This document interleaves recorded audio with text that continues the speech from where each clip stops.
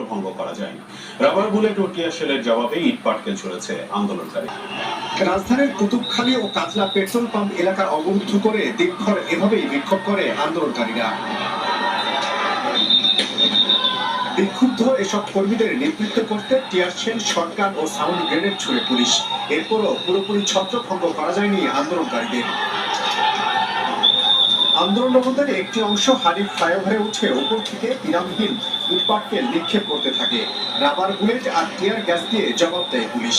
যোগ দেয় র্যাব সদস্যরাও।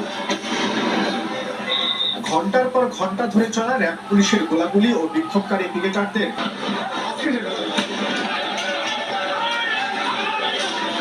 এখানে দেখছি পুলিশের কত অনিয়ম। তারা এই স্বাধীন রাষ্ট্রের মধ্যে তারা এইভাবে আমাদের গুলি করতেছে। আমরা কি বাইরে থেকে আসছি? সদস্যরাও।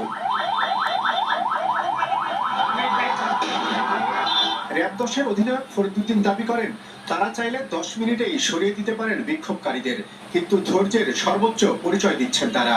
উত্তেজিত জনতা রাস্তা ছেড়ে দিবেন, এটা আমাদের প্রত্যাশা।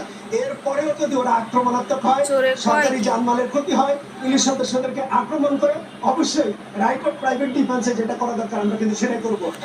ঘটনাস্থল পরিদর্শনে গিয়ে ডিএমপির অতিরিক্ত কমিশনার ও ডিবি